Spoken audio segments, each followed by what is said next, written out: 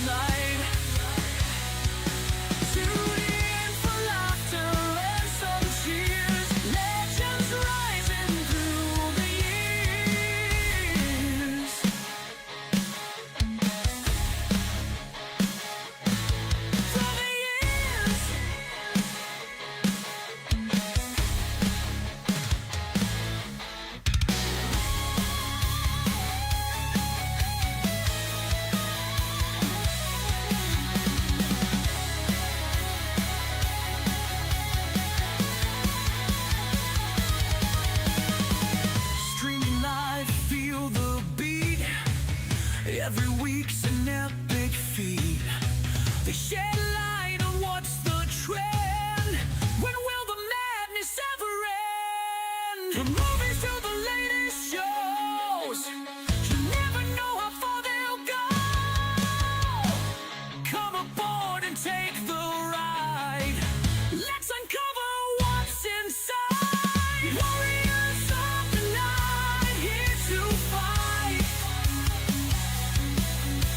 Pop culture explosions in the spotlight. Tune in for laughter and some cheers.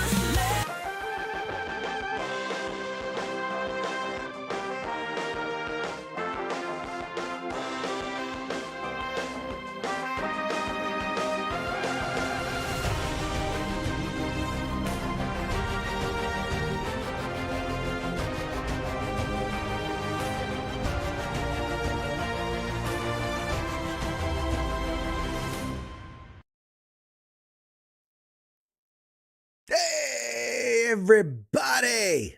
Welcome! Tonight is April 14th, 2026. This is episode 239, I think, of Pop Culture Warrior, the show where I stay up to date on all the ins and outs of what's happening in pop culture so you don't have to. I am your host. I am CQ. But I can't do it alone, ladies and gentlemen. No, sirree.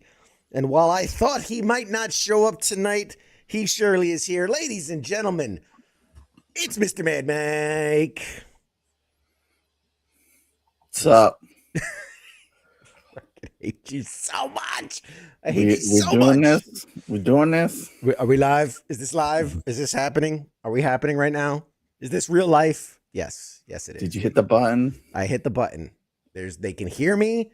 They can hear you. Like, that's always my checklist. Can they see me? Can they hear me? Can they see you? Can they hear you? Thumbs up on all. There we go. Hey, Heath, what's up, man? Man, it's Tuesday night already. I feel like it flew by. Man. It really did. It did. I don't know. Does that feel like it for you? I don't know. I don't remember last week, man. I'm like a 10-minute memory span. 10-minute Tom over here. Like fucking Alzheimer's. I'm gonna call you 1 Isn't minute there a Mike. movie where the person only remembered stuff for like 10 minutes or some shit? That's me. Yeah. You're thinking of was 10-second Tom from 50 First Dates, where he kept resetting his memory every 10 seconds. I'm gonna call you 1 minute Mike. That's your not mad. That's what my wife calls me too. Giggity. You're being nice. Is that a beard or a shadow on Mike? It's a little. He's got some dirt. He was outside. He's got some dust. Some dust has settled upon his visage. I can grow a glorious beard, but CQ gets all jelly. Yeah, that's it. That It's not is all it gray. exactly. Welcome, folks, to another amazing edition of Pop Culture Warrior. Tonight, joining us later in the program is an incredible author. His new book is Red Rovers. It's kind of like a sci-fi, military, teleportation, action adventure kind of book. We're going to dive into it. Mr. Leo Baker is going to be joining us later tonight. But for now, it is us. You're graced with our presence. There you go. So many things. Dude, last week was such a good week. If you like television, if you like comic booky shows, because we had one of the best episodes of Daredevil so far. We had the new and final season of The Boys, episodes 1 and 2 aired. We had the latest episode of the Invincible series. Just banger after banger after banger after banger.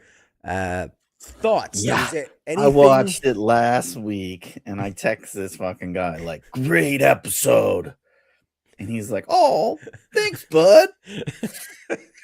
Like, I'm talking about Daredevil, you dumb fuck, not our show. Oh, I thought you were having a stroke. You're being so nice, he fucking says to me.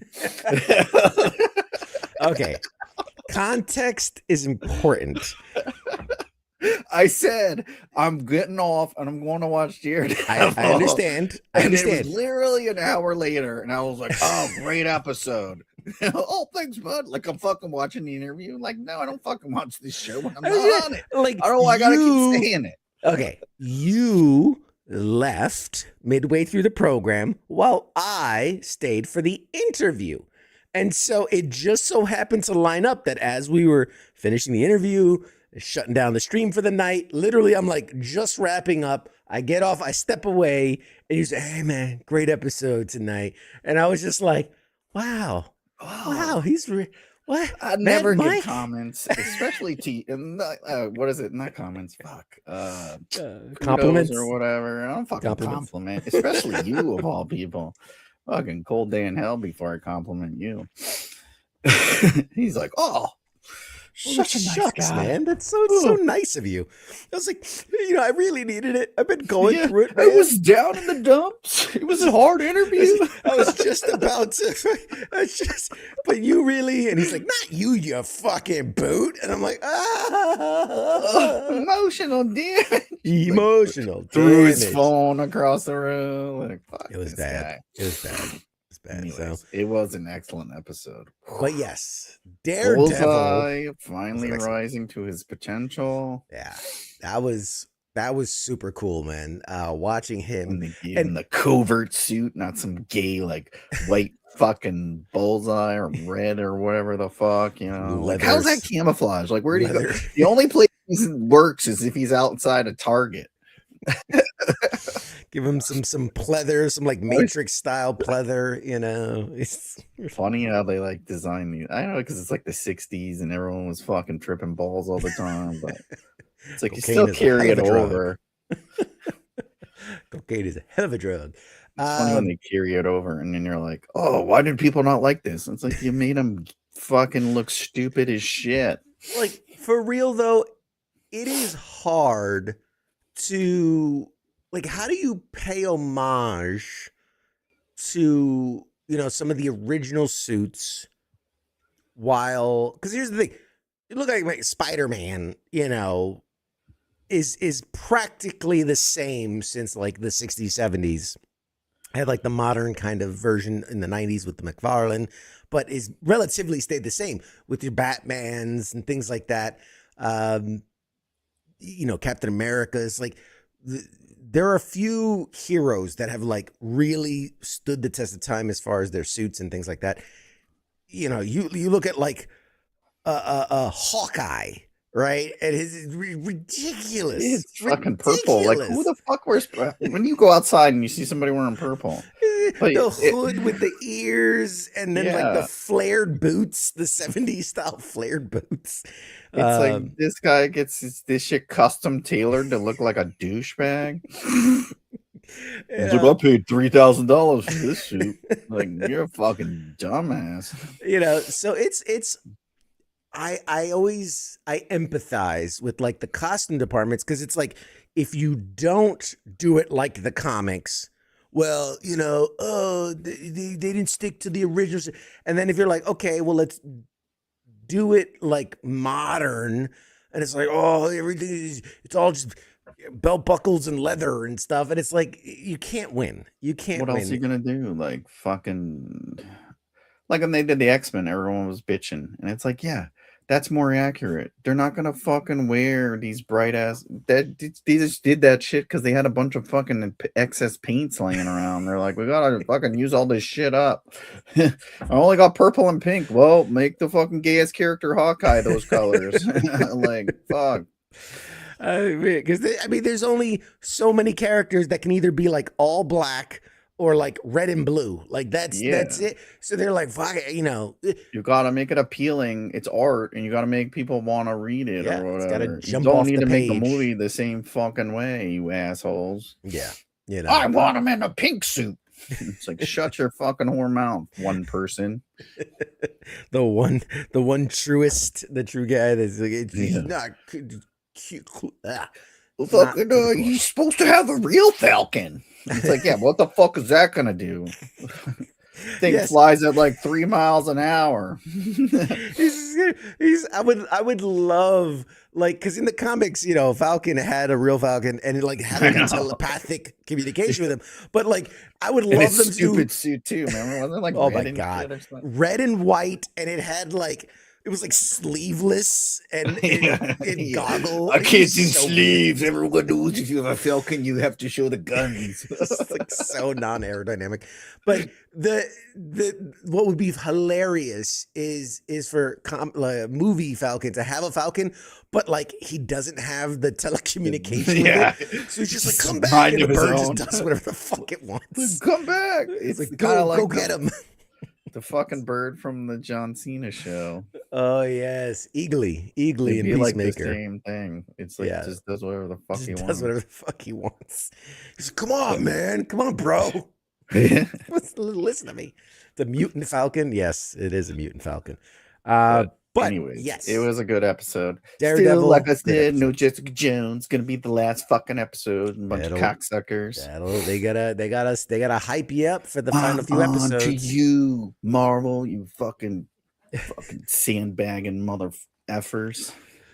Yeah, that's where you draw the line. But it was good. I like the bullseye. I think it's a little far fetched, but it's entertaining. Yeah. I mean, the dude, like, he's like this.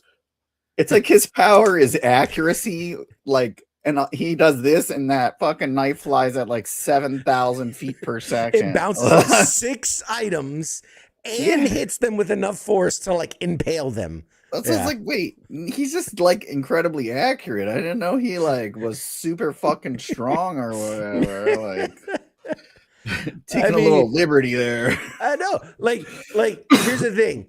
When he like flicks the coin at the TV with the little boom like that, and it like busts the glass, I'm like, you could do that if you wanted to like change the channel, right? You're like, bam, change the channel. Believable. But like, I'm gonna, break open the screen of the TV because I just flicked it so hard. Nah, that's a little too much. And then he's like bouncing those little knives off shit, and it's killing 17 dudes. I don't know. It's entertaining, but at the same time, I'm like, this is not like what he does. It's kind of not his whole thing. I did love the when he kind of like leans down to the guy in the counter. It's like, you shouldn't have a dog. It's just, what was it? It's unsanitary. He's getting all pissed because the guy brought a dog in the diner. Like he just murdered everyone. Murders 17 people in there. And there's blood, like blood everywhere. And brain matter everywhere. And he's like, this is unsanitary. God, I love it. I love it so much. Yeah, made it fun. It's good. Better than Colin Farrell. Yes. And so, as we kind of discussed last week, like this was the big episode where they had the big boxing match, which I was watching with my wife, and I was explaining. Like, I laughed when they announced the gym that it was going to be at, and she goes, "I don't get it." And I'm like, "Dude, it's such a dick move. Like, that's his dad's gym. That's where his dad boxed, and Kingpin knows that. Like, so he's like, treating that like holy ground for Daredevil as this kind of like." Stunt space. And I was just like, it's such a Kingpin thing to do. Like, I'm just going to, shit on you while you're on the ground. So yeah, it was, I like it. They show he's so strong, even though he's like, doesn't look like it. Yeah, dude, he beat the snot out of it. So here's my take. Sorry for anybody that didn't watch the episode. It ends with a really cool moment where Bullseye threw the glass award thing. And now, awesome that Kingpin blocks it. Although, if we're being real, Bullseye's whole thing is that he doesn't miss. But either way, he breaks it, and we think it's all in the clear. And then turns out this girl got impaled. Do we think she's dead? Or is she just like hospitalized? I think so. Well, they might do a coma thing for a little bit, but either way, I don't know. She's probably dead. She's dead. And it's going to send them on a spiral. Yes. And then we're going to get evil, Kingpin. Yes. And just when you thought I was out, you pulled me back in. That's what the whole episode is about, how she reins him in. They literally say it like word for word, but then also it's a lot of or whatever meets with her, and she's the governor. I don't like him, but you whatever. Yes. So it definitely seems. Now, I'm a firm believer, right? Comic book properties. You don't see a body in a casket with a tombstone, they ain't dead.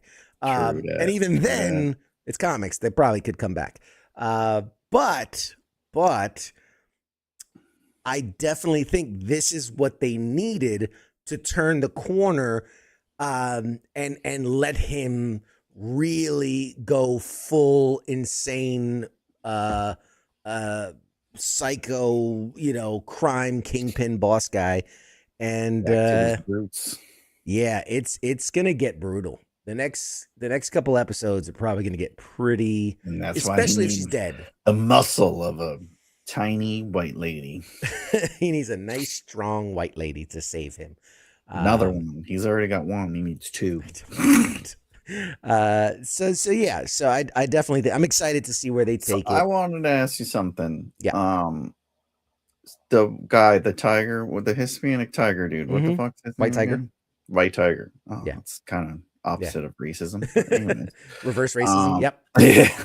I thought the necklace was the thing that gave him the powers. Yes. And that little chick, what's his niece, right? Or is it daughter? Niece. Mm-hmm. She's running around with the thing around her neck and she has no powers. You got to say some chant or something like fucking ¿De dónde está? ¿Dónde está el biblioteca? So you activate the powers. Necesito el baño. The floor comes out. You say power. Swiper, no swiping. So yes, from the Or they changed it for the lore show, accurate you thinking? comic books, the amulet is what gave him the White Tiger powers. We've yet to see any sort of inclination in that way that it's actual power based. So maybe it's something that'll be unlocked. Maybe not. I thought it was heavily implied with like he wears the necklace and then she gets it like, oh shit, the Because was he young white fat? I don't tiger. remember. Like they only showed him a little bit, but I guess Yeah, he was just normal. he was just a I don't think normal they showed dude. him any like super fast. He's just like some weirdo wearing a fucking leather suit or And whatever. I mean, the guy was walking down an alley. They put a gun to his head, and bam, he's gone. If he True. had some white He tiger was fast instincts, or whatever. and just dodged out of the way or something. So, I don't know. So I don't it's know. just like a trinket, I guess. It could. It's just like a lucky charm. Now, what would be interesting is if he didn't have that, and it was just kind of a part of his whole getup, but that kind of like Kamala's gauntlets, but bracelets, that like something activates it, and it turns out it did have, and then she's given these powers, and then she joins like the Young Avengers. Put in like a, gotta get the adrenaline pumping or whatever. Danger. Danger, Will Robinson. So yeah, it would. I don't know if they're gonna lean into that more or not. But Yeah, I was just wondering that. I was like, she's fucking rocking that shit, and she doesn't like feel like, oh man, I can't go to sleep at night. I clean the whole house. That's the cocaine. That's not the. That's I'm like super powered. It's because you're fucking sloppy with the cocaine packaging. You're fucking getting the powder all in the air. Magically delicious. Yeah. No, it's hard because I know how desperate they are to like keep the TV stuff, and the movie stuff. But if we're going to build to this kind of Young Avengers, which again, we've seen America Chavez, we've seen Miss Marvel, we've seen Cassie Lang, Stature, we've seen the new Hawkeye, Kate Bishop. We've seen, like there's so many of these teens, the Wiccan, the Speedy Kid, and like we've seen them, and so it's like it makes sense that they're leading us down that path to a Young Avengers, I don't know, series or something. But it's a show, not a movie. Yeah, it's definitely. It's like the Runaways, right? The Runaways show, it could work. It could definitely work. So yeah. I can't. But who would they battle? Like, who would the Young Avengers battle? Yeah, that's like Young Justice. It's like you get all those stupid like remnants and shit. It's kind of lame. Yeah, it was like you bring in like Kid Loki. They had to battle like Kid Loki or something. It's like always the dumbest. I always thought it was the dumb. I never read them. It's the dumbest shit because it's like it's the B team. It's like, oh, I'm gonna go to the strip club in the morning. Like when they open, it's like, no, you don't go then. You go at fucking night, you weirdo. Hey, like but the nobody buffet, wants to see this shit. The buffet, something shouldn't be seen. The buffet's on point, bro. The buffet's on point. You can't knock it. But yeah, so I think it's stupid. But then I like how he put fucking Matthew Lillard in his place. Yeah, that was interesting. Beat that guy's ass, motherfucker.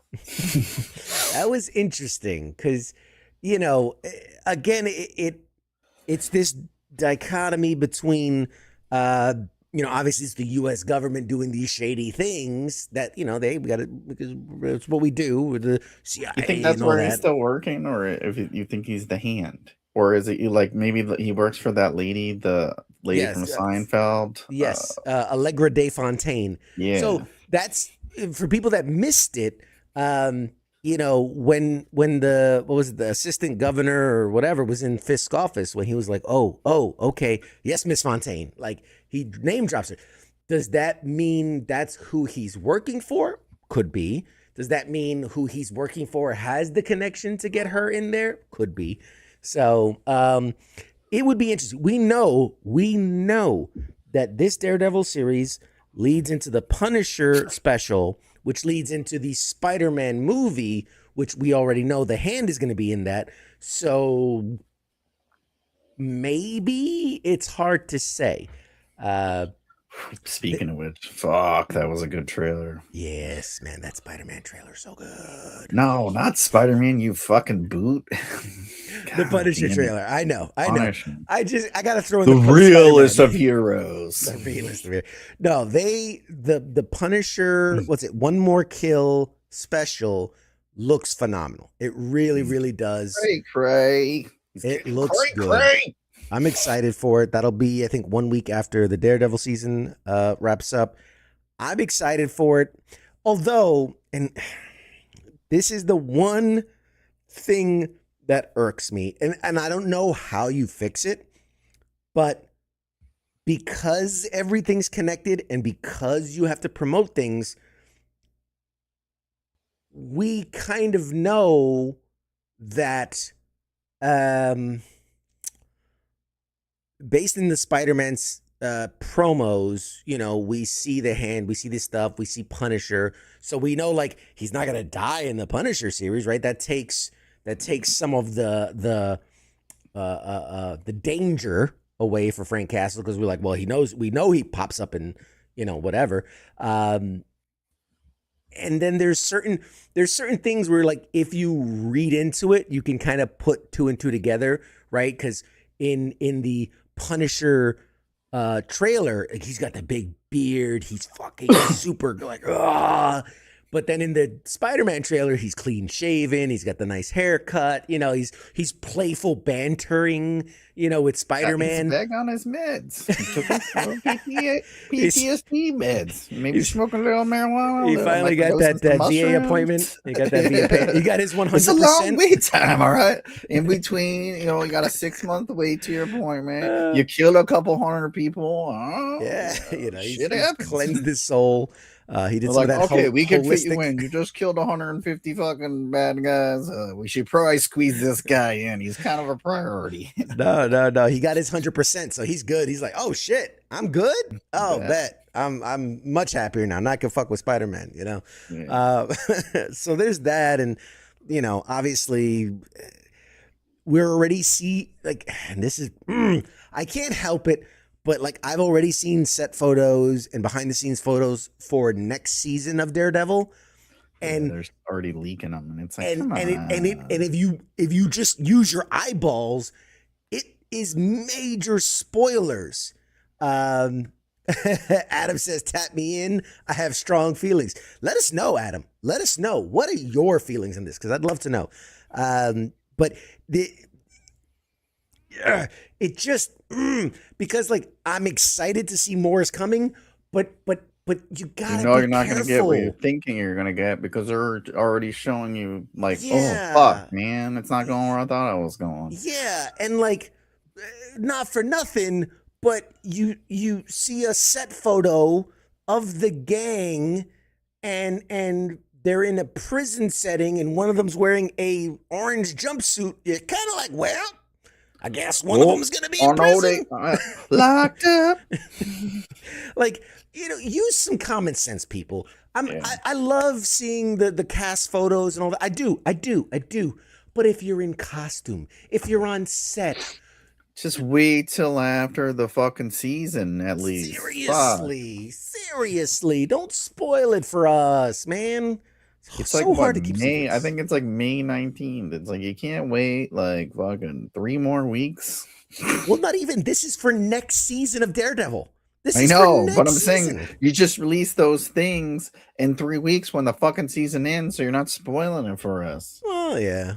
But it could also be. It might not be from this season. You know what I'm saying? Like, it might be because they're filming next season now. So that's what I'm fucking saying. You're watching this shit they're filming for next season, and it's ruining this season that hasn't aired yet. Right. So wait to release the spoiler fucking pictures of you guys on set until season 2 fucking ends for the 3rd time. It can ruin next season, not just this season, but next season, because maybe he doesn't end up in prison in this season. Maybe it's in the first episode of next season. Well, I just want to know after I watch this season, because because I'm already fucking know what's gonna happen now.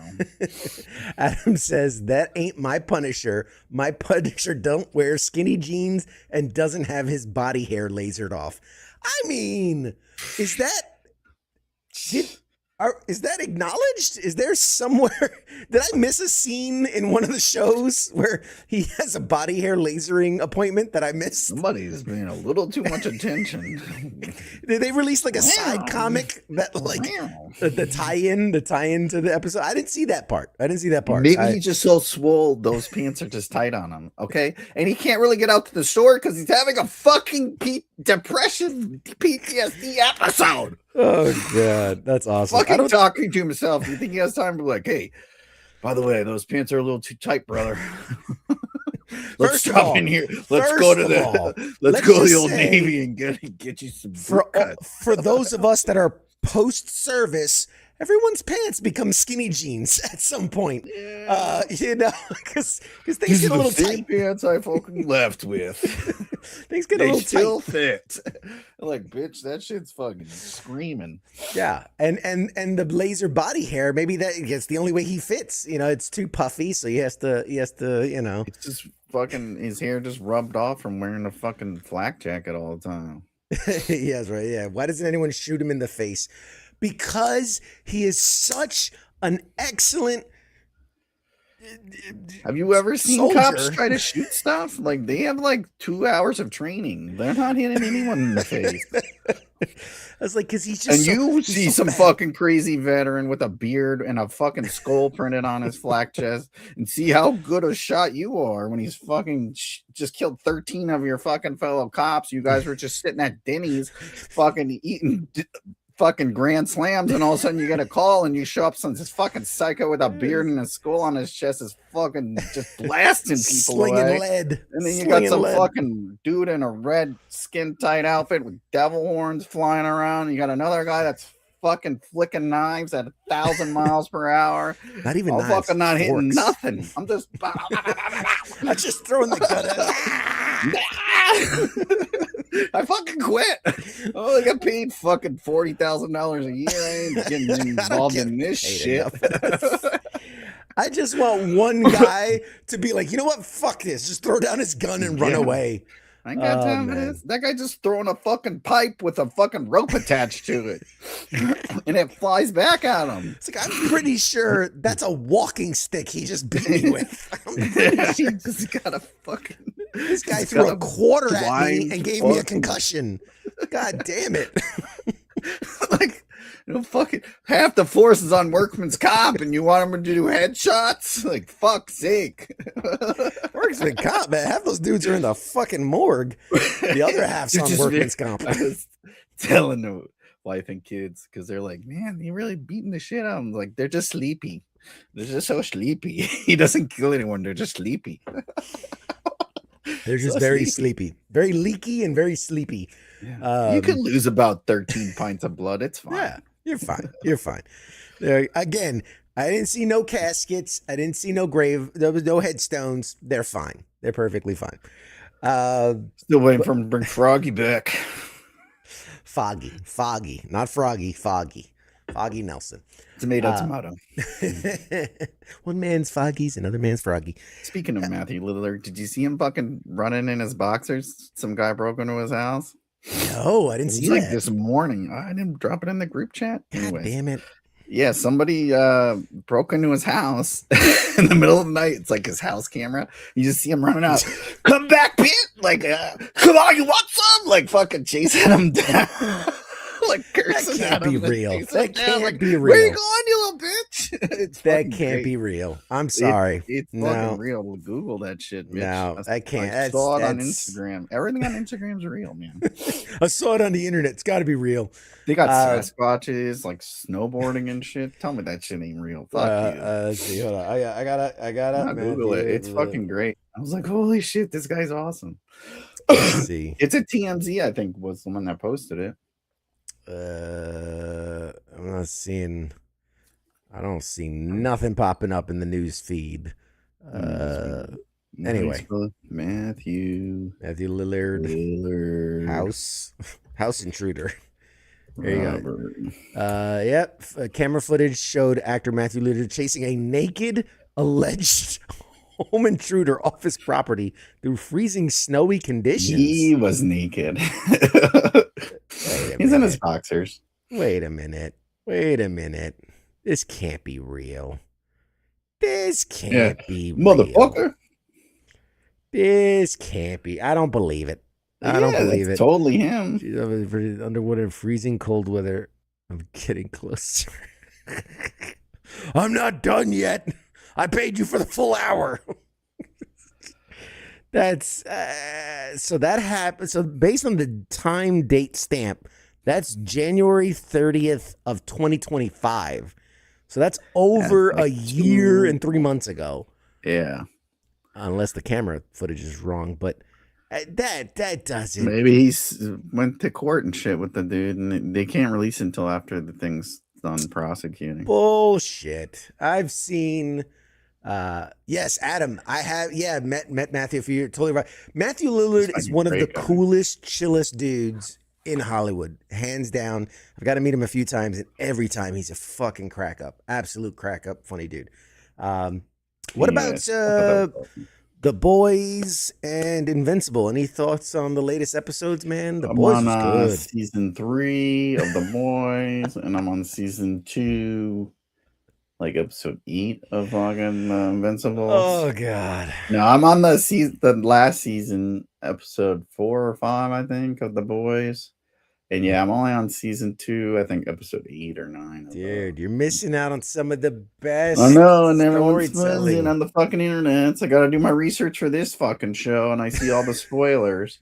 I'm like, gosh darn it! Some of us like to take our time. It's like fine wine. I like to just spin it around and sniff it and sip it. I just forget what I was watching. Like, what the hell was I watching? Thank God for those like season recaps, because half the time I'll put up a show and I'm like, what the fuck? What? The worst at the Game of Thrones shows. Oh my God. When I was watching the new one and they're just dropping names like everyone remembers. I'm like, dude, one, we can't pronounce names. Everyone knows this. Game of Thrones was like, let's make the most fucked up names possible. Yes. And it's like, absolutely. That's Shaniqua, the 30th of the 13th realm. And it's like, who the fuck was that again? Oh yeah, the little blonde crazy fuck. Okay, got it. Yeah. So anyway, yeah, dude, you know what I watched? What'd you watch? Tell me. Not because you recommended it, because of course another one of my friends recommended it, but I went and saw that Project Hail Mary, and it was good. Such a bitch. It was good. It was good. It's got Ryan Gosling in it. You cried like a bitch. I bet you. It's so hot, fucking Gosling. I could watch that guy all day long. Gosling just needs to have like a camera following around. so hot. No, it was good. It was fun. They did a good job. I liked it. Yeah. All in all, I mean, would I watch it again? Probably not. But actually, I will, because I'm gonna forget I saw it. Oh, what's this movie? And then be like, hey, security, you watch Project Hail Mary with Ryan Gosling? So good. You should check it out. He's got a rock friend. He's rocky. Anyways, what was I gonna say? Damn it! Good on you. Are you gonna go watch the Sheep movie now? The Sheep Detective? No, I'm not. I'm a big supporter of Hugh Jackman, but that is sometimes I wonder, like, what the fuck, dude? That draws the. What kind of contract did you sign with what devil? Because what the fuck? Just somebody like, is he microdosing mushroom? It's like maybe someone just gave him a little too much. Like they're like, listen, you want to can't play say no. His agent's like, you really gotta run these things through me because he can't say no. Someone went direct to him, like, yeah, I'm in. Like, it was at a convention. They're like, hey, I got this movie.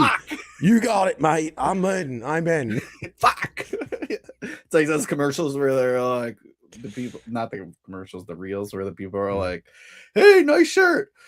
Call you later. Fuck. Damn it. Oh God. Can I get a please burger cheese? Damn it. Please burger cheese.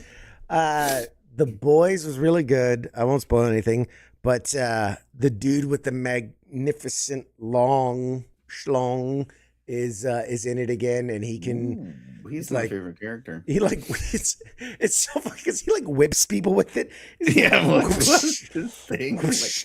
You're just like So weird. it's such a like it's bad enough to be whipped, but to be whipped with someone's member is just But again, it's like how much it's just like emotional damage. you're like It's not like he's whipping that thing around at like 1,000 miles an hour. I mean, you know? but it's hefty. Like you see him like Yeah. like he At the same time, these guys are super strong, super fast, whatever. And it's like this guy's just whipping it. It's like, Well, I think in this context, he was whipping somebody who was just a normal. He was a normie. But yeah, there was a prison it's an average full of day in like Yeah. prison. I don't know. what absolutely kills me, and this is just, I mean, say what you will. We don't talk about politics and stuff here, obviously. The similarity of what's happening in Daredevil, right, to what we're seeing in America, and also in The Boys, like basically they're putting these soups in internment camps. Like when you see and you go, like, remember, this was filmed over a year ago, which means it was written 2 or 3 years ago, right? And they go, what's the worst, most horrible, evil thing we can imagine? And now you're watching this, you're going like, yeah, that's like I see that shit all the time. Like that's on the news. That's outside. Like it's so crazy to me that what they thought was like, what's the worst thing we can do to these characters? That's just everyday life for us right now. Like that. Yeah, is it? No, it's just they're left like, oh, let's play on their fears. It's like nobody's in internment camps, like none. And there's no superheroes. What world do you live in? Fuck's sake. That's the takeaway. The superheroes. Trump's putting all the superheroes in camps. Like, what the fuck? What did I miss? What news do you watch? You're obviously not up to Let me date. get some of that news. Fuck. Damn, I've been living in the fucking Matrix this whole time. I better wake up. Superheroes everywhere. Shit. Hey, it is what it is. I'm just saying. I was in New York and they did have posters. They want this guy, Matt Murdock. He's missing. Yes. Gotta some save other guy Matt with the red Murdock. horns that's like wanted. Kind of a big deal. In some news, let's talk about some pop culture news. I love this article. I love the idea of this. Xbox boss, the new one that just stepped in, declares that Game Pass is too expensive and needs a better value equation. Love that. Agree 100%. Love that. Like, but you ever get the feeling that like they're like, you look hungry. Here's a plate of shit, and you're like, wait a minute, like they're saying the good thing, but with the bad intention. You know what I mean? Pandering to us. Like, she's just trying to win us over. It's like, are you really going to change anything? No. Because why would you cut that revenue stream? Like, you know what? We got too much money. You know? I'm reading between the lines. I'm reading betwixt the lines in that we want to give you more options. So here's a $4 cheaper tier, but it has ads every 15 seconds. You know what I mean? Like, that's what Don't give them ideas. Now you're gonna be like in the middle of the game and you're gonna be like, are you struggling with anal warts? It's like every time you pause, try this advertisements. Yeah. Dude, it's bad. But like that is, 100%, I guarantee you, those are conversations being had. How do we go about it, like Netflix and all these subscription services, where we can squeeze more ads in? Because here's the thing. Less and less people are watching TV, right? Typical normal TV. And because of that, that is a lot of ad revenue that is being pulled from network TV. That's money that's available that they want to put somewhere else. So they're going to start putting it on, on your web browsers. They're going to put it on your streaming services. And I guarantee you, Xbox is like, how do we get some more of that ad revenue and shove it down their throat? It's going to happen. It's going to happen. I mean, they've already talked about in movies. They're like, yeah, we're going to double the commercials before movies. And it's like, you fucking kidding me? What are you talking about? What the fuck? You mean previews? Like, no. Obviously, you haven't gone to a theater in a while. They before the previews just fucking start. there Sunday. I show up late. You fucking asshole. That's what it is. Before the previews, they start running commercials now. Now there's. Oh, you mean like way before the movie? Like, yeah, when and they have like fucking Mario Lopez and shit, and then they're like, play the game. You're talking about that time? Sure. Like if you're half an hour earlier, and it's like, oh, half an hour early, like watching Access Hollywood and shit. Yes, exactly. It's or the you theater mean version. Like a fucking where they had the roller coaster with the popcorn and the Coca-Cola, that type of shit. Like, I don't understand. That's the only thing I see. It's like roller coaster, silence your cell phone, popcorn, fresh, refreshing Coca-Cola, and then you go into 17 trailers, and then the movie, and then you're like, what fucking movie am I here watching? And then it starts, and you're like, is this a movie or is this another trailer? Oh, shit, this is the movie. That's right. I fucking came here to watch fucking Ryan Gosling. Got it. Someone please in the comments tell me that they know what I'm talking about. Because am I the crazy one? Am I the crazy one here? I've never been to a movie where they played any other commercials besides that fucking... Let's go out to the lobby. They haven't done that since the 80s. Let's go out to the lobby. And either way, you just show up later. If they want to do it, play all the shit you want beforehand, and then I just know that I have to arrive an extra 5 minutes later. But what they're saying is having like the start time at 8, right? It's listed as, hey, movie starts at 8. But then like that's when they start the commercials. Then you get to the trailers. Then you get to the movie starts at like 9:20 now. Yeah. And that's when Mad Mike will be there, 9:15. And I'll be like, man, I saw that one trailer. That was pretty good. I don't know. I just, anyway. Catch on to your scheme. Now, the trick would be to put them during the movie. Like fucking, when you're watching Prime and shit, you're like, oh, fuck. And it's like the worst possible edit. They're like halfway through the line, and it's like, fucking, you got hemorrhoids? Do you bang dudes in their butthole and you have HIV?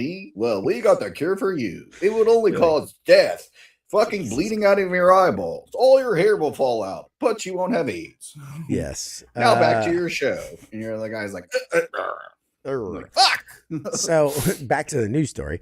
The new boss over at Xbox is Asha Sharma. Asha Sharma. 17 times fast. That's a tough one to say. Wants to make Xbox and PC Game Pass more affordable in the future. This is courtesy of a leaked memo that's been shared, in which the Xbox head and Microsoft Gaming CEO told employees that the current model of Game Pass isn't the final one, and it requires a better value equation. She also mentioned that it will evolve long-term into a more flexible system. Anytime I hear that, I immediately think of ads. Like that's the first... Every time a system's been like, hey, we want to give you more options. It's like bullshit. Yeah. You want to sell us more things. You want to make sales and ad revenue, and they're going to fire her ass and be like, nah, you're fucking out. I mean, that is a possibility as well. I still got to pay on my lawyers for Epstein's fucking shit. Wow. That seems like a personal problem there, guy, but that's Bill Gates. It's Microsoft. It's a callback. It's a callback. What else? CinemaCon just happened, and a bunch of stuff's dropped. Sony was huge. They dropped a shit ton of stuff. They like got to, because of the fucking garbage fire, fucking dumpster fire, garbage fire. Garbage fire, yes. Like stuff for Helldivers 2, and they're doing like a Bloodborne movie. They showed some footage and some clips of the next Spider-Man Beyond the Spider-Verse movie, which looks gorgeous as always. Know the Project Hail Mary guys were doing that too. Yeah, man. Yeah, Phil. Only there was a show where we can learn these things. We've only talked about it so many times. Did we though? So many times. Did So many times. we? Yes. Yes. Absolutely yes. But yeah, so lots coming out of the How CinemaCon come you thing. weren't at CinemaCon? Because it's in Germany and it's a little outside my area. No, I think where did CinemaCon? Don't you have to take be in the place? business or something to get in there? I think we talked about it before. You were like, yeah, you gotta be like a whatever, and you gotta blow so many dudes. I mean, that's one of the things. You It gotta was in pump the Vegas. numbers up. So I gotta get some numbers up, buddy. It was in Vegas, dude. Vegas, like, Vegas? has been crazy the last few weeks because they had PizzaCon a few weeks ago. Yes, they that's had- my favorite con. I'm totally gonna go one of these years. Fucking going. PizzaCon. Then they Fuck had San Diego. Fuck New York. I'm going to fucking PizzaCon. So they had PizzaCon. They had like the Exotica, which is like the adult entertainment con. They had CinemaCon this weekend. Next weekend is NAB, which is your national something broadcasters. It's like the National Association of Broadcasters. The week after that is Magic Con for those that play Magic the Gathering. Like it is just week after week of stuff. But besides all that, I really do want to get to CinemaCon, but I don't think I don't think I would. Let's see. I'm curious now. So to apply for media credentials to CinemaCon, Don't put it on the internet. So all these assholes are gonna apply now. well, you gotta. What do you? How are they gonna prove? You have to you have to show a bunch of shit. You have to There's stuff. It's stuff. It's a lot of stuff. Yeah. So Anywho. we'll We'll next talk year. later. Maybe CinemaCon we'll go. next year. We'll go PizzaCon. We'll stay for a week and then we'll go to the other one. There you go. There was Something else I something. watched. I was going to Yeah. talk about. I should damn write it. these things down. You know, throw maybe me be off. prepared. God damn it. I always have okay, I'm in this and this and this, and then you just randomly throw some weird thing in there and I'm lost. This is my whole thing. That's kind of my whole thing. What else? Lots of shows coming back. Dexter got another season. Did it? Yeah, Dexter Resurrection is getting a season 2. They're bringing Forgot back. about that. Yeah, Did they're watch bringing that. back. Uma Thurman will be back. The dude, the fucking fat dude that was in the last season, he'll be back. And then they got a bunch of other like big name talent that's coming to it, including what's his name, Brian Cox. Oh, nice. Legendary actor. Yeah. He'll be in it. So this is gonna be a bunch. That's the whole thing. It's gonna all be freaking cameos from now on, super Yeah. cameo stuff. Because that's what they did the last season, right? Kristen Ritter, you had the dude from Home. You had Neil Patrick Harris. You had all these Peter Dinklage. Yeah. That's just everything. Every season now is just going to be a huge cameo fest of how many celebrities can we shove into this project. But more Dexter is not a bad thing. So. Oh, we were talking about it before the thing, the Metal Gear thing, show. So apparently, Metal Gear is actually finally happening. They've been talking about this for goddamn 30 years. They've been trying to take this goes back to the same conversation we've had a million times.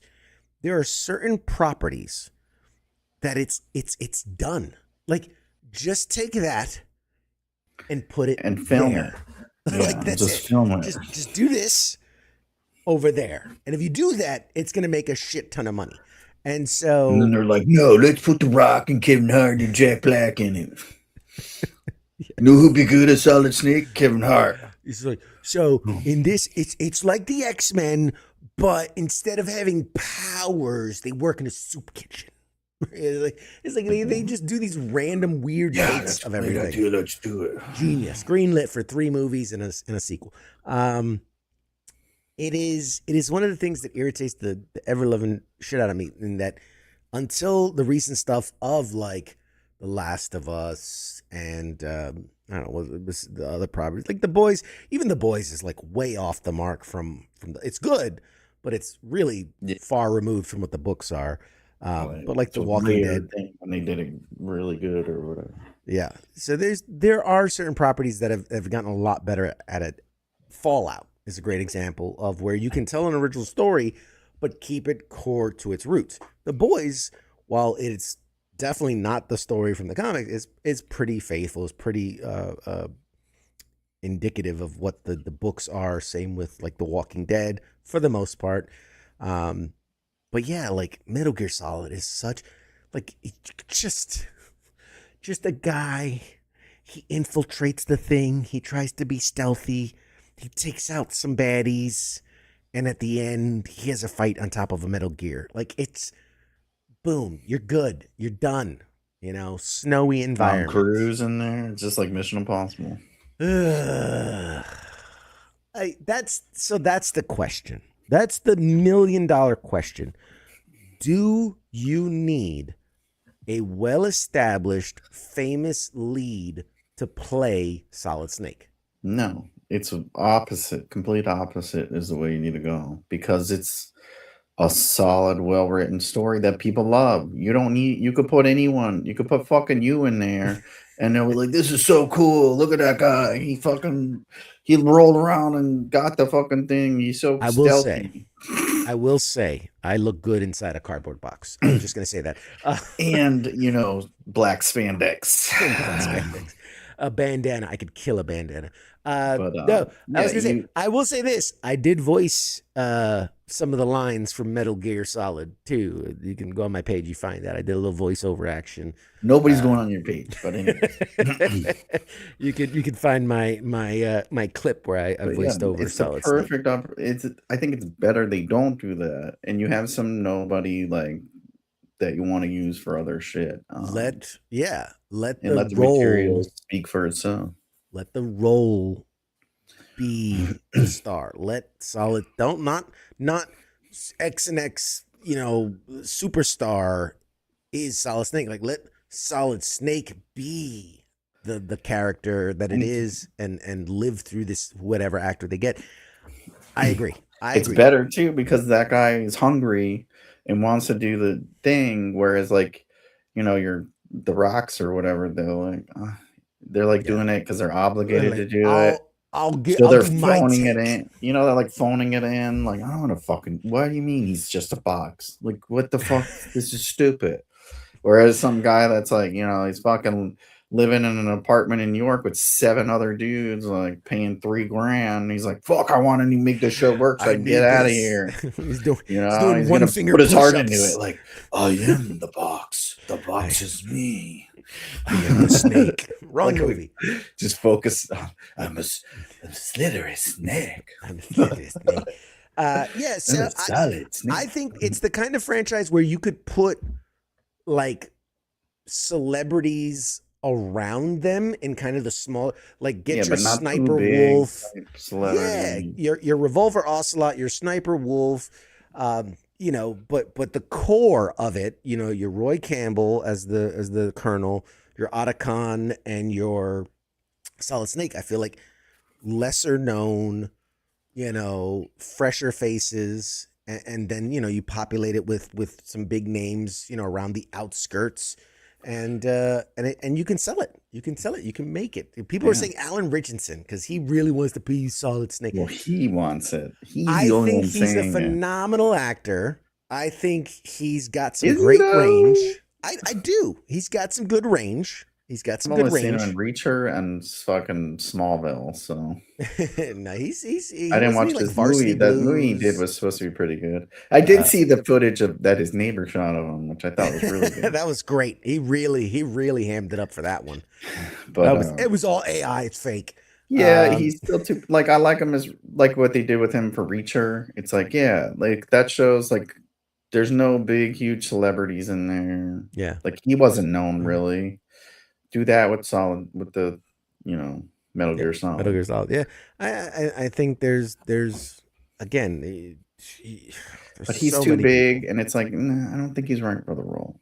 Yeah, absolutely. I'll give you a freebie. I'm not going to charge you $250,000, but he's not right for the role. I just saved you guys. I just saved you guys a bunch of money. switching to And the he's too busy doing Reacher. We still need fucking our other seasons, you assholes. Yes. Isn't there also they're doing a spin-off show too of the chick, right? Probably. That's what they always do. It's so frustrating. Anytime they Just watching Tulsa King and they're like doing a spinoff with Samuel L. Jackson. Oh god, it's so bad. Like the dude can't even stand up straight. And you want us to believe he's like whacking dudes? Like even Stallone, it's like hard to believe in that show. Like he's not beating any. They have a hard time. He has a hard time seeing his lines. He's like out of breath all the time. It's like, dude, you're 85. Like, just tell your kids to buy less shit. Oh god. But I was watching it in Samuel L. Jackson. He's like in the fucking like last episode, second to last episode. And it's like he's all like, and I'm like, fuck, dude. It's I feel his pain because it's like I'm always in pain walking and shit. And I'm like, dude, he can't even stand up right. Like, it's hard watching your heroes get old. Yeah, man. I mean, shit, he was old 30 years ago. Right? When he was in the fucking Avengers and shit. He's like pushing. I don't even know how old he is because black don't crack. But there's a great thing where he signed on. He signed on to do the Avengers and do the whole Marvel thing, and he's like under one condition. He's I don't run. I don't run. Never put me in a scene where I'm running. And the closest they got him to is the one scene in like the first Avengers film when he's like running onto the deck and he's got the rocket launcher. And they're like, he's like, that's the one and only time. He's like, I'm not doing it again. And you think about it, in every scene he's ever been in, he never moves very quickly. Yeah. It's always very slow. That's how I am. That's in my contract too. Like, I ain't running. That's the only reason he signed up for this show. He's like, I get to just sit the whole time. Oh yeah. What? Bet. We Right get in to my walk. wheelhouse. He still does he tries to cover up by doing his little Little Bob. swagger, but it's like somebody said we look like ketchup and mustard. They're so oh no cute. shit. Yeah. I think about that. Look at that. We're matching. We're just we're a pair, man. We're a pair. He's jealous. All right. Forgot what we're talking about. We're gonna be. It's the top of the hour. We're gonna jump to a break. Hopefully, our guest should be joining us here any minute. And when we come back, we're going to be talking about the new novel, Red Rovers, with the author Leo Baker when we come back. So, Mad Mike, thank you for joining us for the first hour, as always. And we'll see you down the road. You're welcome. All right, guys. We're going to take a short break. We got more show for you right after this. Shots.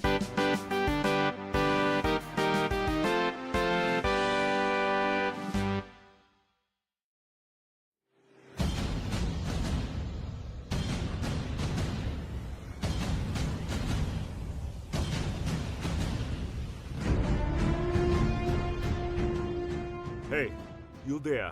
Yeah, it is right, you. Let me ask you something, alright? Where the hell do you think that you're going? Oh, would you think because the show's going to commercial that means you get to just walk away? Well, CQ asked me to pass on the little message, alright? And it says, I'll be back.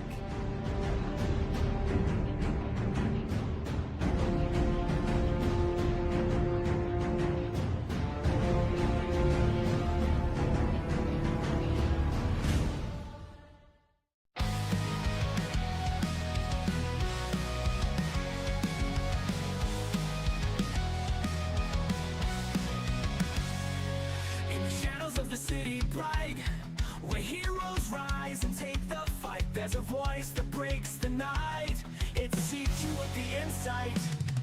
From the comics to the silver screens, talking legends in those crazy scenes, pop culture trends and hidden themes. CQ reveals what it all means.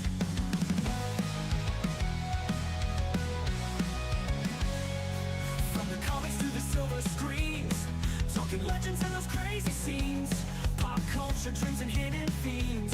CQ reveals what it all means. Pop culture warrior here to ignite, guiding through the tales of light. With CQ leading the charge so bright, we're ready for another flight. Pop culture warrior here to ignite, guiding through the tales of light. With CQ leading the charge so bright, we're ready for another flight.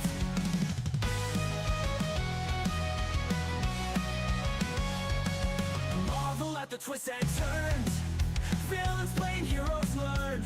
Every episode will discern lessons from the past to learn. Games we play and books we read. Secrets was what we need. Memories that make us bleed. Together we will take the lead. Pop culture warrior here to ignite. Guiding through the tales of light. With CQ leading the charts so bright.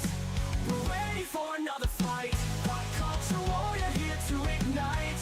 Guiding through the tales of light. With CQ leading the charts so bright. We're ready for another fight.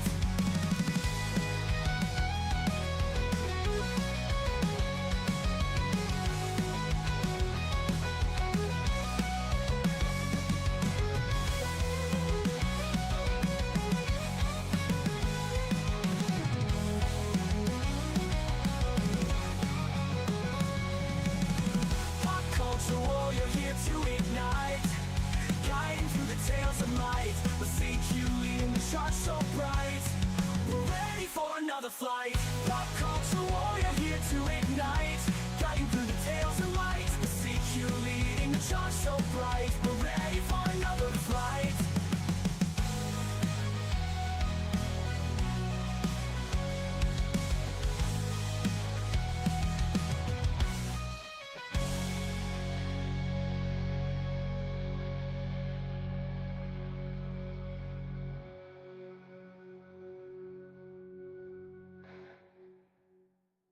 Hi there. You're watching Pop Culture Warrior. This is the way.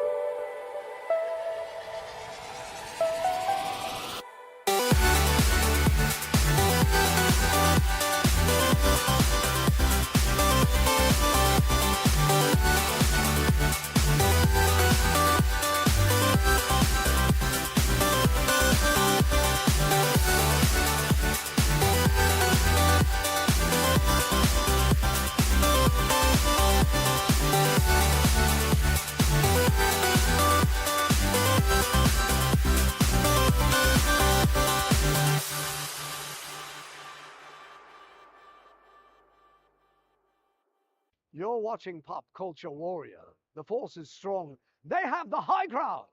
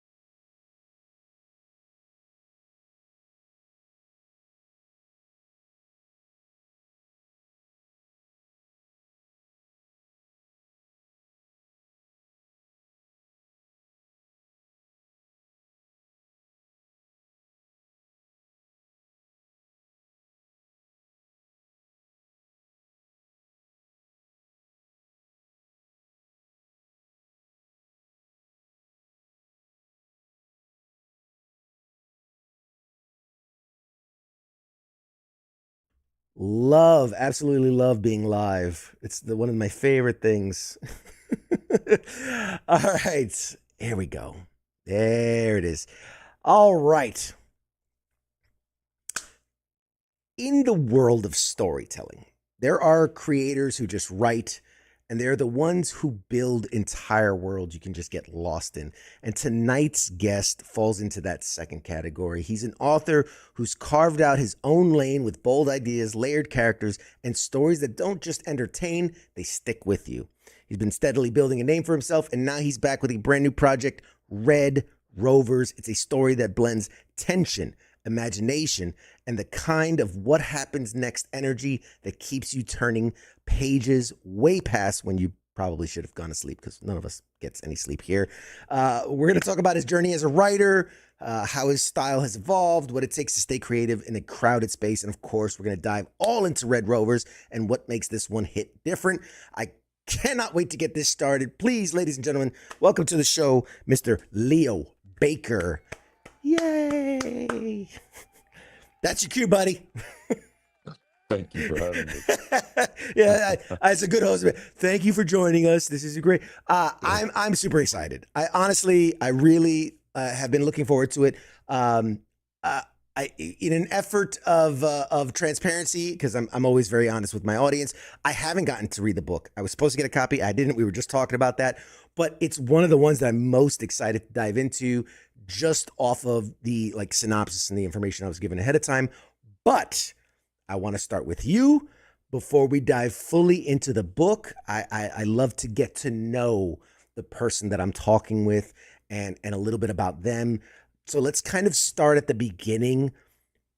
What first kind of pulled you into writing as a career? Was there a specific moment where you said oh, this is what I want to do? There was not a specific moment, but my earliest efforts in writing were technical and journalistic. It was I responded to ads that there were people were looking for writing in local newspaper, and then in the capacity of doing some technical writing, and found that there was something to it that then led me ultimately to work. What led me adjacent to this world, working as a government contractor and doing technical writing, then working in the capacity of historical writing, so documenting things. And those are the things, obviously, that are had me adjacent to the world that fascinated me, that I continued to write about. And a lot of that is ghostwriting. So this writing later, as is the case with Red Rovers, in a way where I'm putting out my own story instead of writing someone else's. I guess that is maybe the best way to sum it up. I've written many other people's stories, or written other people's, at other people's direction for quite a while. So that was my upbringing as a writer, and then began to write things that ideas that I conceived, marrying. I believe, you mentioned your pop culture sci-fi interests. I was always informed by those, but did not have much of an opportunity in writing, on behalf of DoD, on behalf of other clients that I contracted for, anything that was that fantastic or exciting to me. So this was a nice break away from that. Outstanding. Outstanding. And touching on that, I think that's great. What kind of stories were you drawn to like early on, either just for your own entertainment or for your own writing? My father had lots of technical books around the house, but he also had a penchant for those short sci-fi, classic sci-fi tales. I looked at one the other day. It was a Asimov curated collection. I think it was called 50 Short Sci-Fi Tales. Those are some of my uh, earliest things that I really sunk my teeth into. And of course, Tom Clancy was a major inspiration for me, in that he could bring creativity to a very technical and well-researched space. I also very much liked adventure stories, whether it was uh, Robinson Crusoe, other stories about um, discovering the unknown parts of the world, Arthur Conan Doyle. So going back early, let's say pre-Clancy, those were some of my earliest inspirations, but things I just remember tucking up under a tree and, uh, you know, California on the hills, breaking into, an entire world away, an entire imaginative world. And I suppose I can harken back to that. Also, it was left over for me a lot as a kid, but I read a lot of newspapers, because they were always stacked on the tables. Interesting. And so I would imagine that, a lot of that DNA kind of still shows up in your work, right? Like today with talking the military, talking that the sci-fi, all those kind of pieces kind of grow. And what I'm curious is, because I've talked to a lot of authors and I've talked to a lot of writers, and there's there's kind of a shared thing, and maybe this is all of entertainment, right? Whether you're actor, director, comedian, whatever, there's always that early kind of grind phase where you have to, like, pound the pavement, as it were, and really get through some of the tough stuff, the stuff maybe you're not as excited about. You touched on it a little bit, but I was just curious, what did what did that grind phase kind of look like for you early on? Not to disillusion you, but I don't know that I've necessarily had a grind phase, partly because I was not pursuing writing, even in the case of this book. I still have a uh, day job, I suppose you could say. I still do my contract. I still am a contractor. I still am otherwise engaged. And so maybe where a lot of many other writers face a what they perceive to be a very steep hill to climb. That was not the case for me, and I can say with some gratitude, does not continue to be the case. That said, there is a point, especially after you've gotten through the first draft of a story, where you simply want it to be done, or somebody else's problem, uh, right? So I could say, I've done this part of the story, I wrote it. Why do I have to keep working on it? And an editor, the editors at the publisher will then educate you that it is not the first, nor the second, nor even the fifth draft that is ready for prime time. And so there is a grind in that portion, but I wrote on the side, and even as I started on this book, was not necessarily uh, feeling myself overcommitted in a way that I was up against it. Interesting. No, I appreciate the candor. I appreciate the transparency. That's what we're all, that's I'm learning this as much as anyone else, as much as the audience is. Um, so let's talk a little bit about the craft and the process that you talked about when you sit down to write. right? When you're getting into this, you decide, all right, I'm going to do this thing. Like, are you a real planner? Is everything boxed out perfectly, and you're going piece by piece? Is it just go and figure it out as you're making your way through it? What was the process for this? When I first started writing creatively in at novel length, I did some short story writing before vignettes, even submitted article length stories to places. I believed that it was necessary to do what many writers do, which is set up the cork board and put the 3x5 index cards. I did all of that. Ultimately, I did not find it particularly useful. Um, for me, I needed to. I, I will give you the credit to say that I suppose I had to say there is no way to lay out an easy map. You have to get down next to the word processor and hammer it out and get through the story that way. I, however, found that as I would lay out several scenes or get through them, I would then need to step back and almost like if you're laying tile, you stand up to be sure all the pieces are straight. I'm not a tile layer, but from the summer jobs that I've had, bricklaying, tile laying, working in construction, I do know that if your nose is too close to the stone, you start to lose sight of what makes the whole story work and be effective. And I do find that at certain intervals, I need to step back and at least mentally put up that cork board and allocate those pieces. Sometimes if I'm stuck, the answer comes through research, whether research in a location or in the case of writing, as a I'm not an NCO, not enlisted. I'm not a service member. Have not served, but worked adjacent to that world. And I suppose you could say that I have fan service in a way. But the opportunity to me is to then go to a myriad of experts and participants and service members and gather from them the information that will lead me forward in the story. In other words, as is the case in Red Rovers, speaking to special operators to ask, well, what would you do in this situation? So sometimes if I'm stuck, it's through research, through soliciting from those experts, getting uh, that substance, and that carries the story forward. So in other words, sometimes you lose perspective. Sometimes you also can be tricked into working too hard. And what you need to do is go out into the world and bring something to the page to inform you. Oh, wow.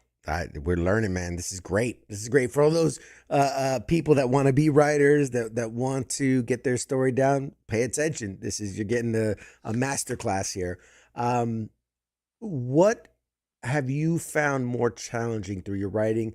Is it typically like coming up with the idea, or is it kind of like executing it, or finessing it? I mean, where's the struggle for you as a writer? That's a good question. I don't know that my answer will likely be different in a few years because I suspect that each book is going to present its own challenges. Um, I'm working on something right now that is a journey into the unknown. It's on Earth. It's not in space. It's to a remote part of the world. And Mm. the question that I asked going into that story is, what is a mission? And in this case, it is a mission. They're defense contractors working in a unique capacity. But what is the mission? I don't think this is giving things away that people would be irritated by. But the question was, if people came back and all lied about the mission, coordinated a lie, what is Mm. the circumstance of that mission that would, and so on the one hand, I mentioned that to say, on the one hand, there's the plot you're following. There you go from location one, to location two, to location three. These things transpire.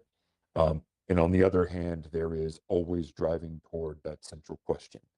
Are you, are, are we being led to the thing that is the premise, the promise of the book? And the promise of the book in that case is a terror or something terrifying that happens that borders on, you know, reality. But so those two, keeping those two things in balance, um, I don't know that I could say the you don't necessarily, as a writer, recognize the challenge when you're in it, but you certainly know when those things are out of sync, right? Like if you know, if one of your tires is imbalanced, you start to feel the wobble. And I recognize it that way. So if I'm out of sync, I feel the wobble, something is wrong. Uh, Whether I have the immediate insight to know, you know, whence that problem comes. In the case of Red Rovers, it, it was different because it is a very action plot oriented book, and all of the pieces had to work together and have the same, um, I guess, synchronicity. They had to have a tempo, they had to have a movement, and one of the uh, challenges to that was not in immediately writing and moving through the action, but was in stepping back and figuring out how to make all the pieces about the same length and depth, and uh, edit it and whittle it into a place where it was all in balance. That may sound a bit vague and abstract. I'm still, you're learning. I'm also learning how to communicate this stuff. My head is in the book, but but the quick answer is, I think the thing that is most difficult is being sure that you are serving both the purpose of the book and the action of the characters in their world at the same time. Yeah, no, dude, you're doing great. You're speaking like a writer, which I love, because it's like the passion for the work. It comes through, and it's so good. One last question before we dive fully into the book, because I really want to do that. But I'm fascinated, as you can tell, I'm fascinated by the process of it all. What's something, you know, about, and this could be about the writing itself, the you know, getting it to be published, the selling it, whatever it is. What's something about this whole process that, you know, people outside of it would be surprised by, or completely misunderstand as the process? A writer at a conference told me once that the myth of the drunken writer, or folklore of the drunken writer, was a myth. It's a something that writers came up with to slow the competition. Um, in my experience, the being a writer is not particularly romantic, and I think that writers, the reason I mentioned that story is writers, again, this is purely my perception, whether it is in other books or film or TV, or tortured romantic, living some sort of idyllic life, even if it is under the strain of you know, their tortured existence. I don't think that is true. In my exposure and experience, many writers are, they it is a job, and they treat it like a job, and live a fairly normal life. I think that is an image that writers like to put out into the world, and so it can disillusion people of it. But also, everyone is different. I don't even know that I qualify to call myself a writer particularly. I don't know at what point you cross the threshold into the other side, um, where you are now considered one of the something that generates the stereotype. Right? Like, what is a stereotypical writer? There certainly is a rope fence around some group of writers that all represent some kind of ideal. Do I fit inside that fence? I have no idea.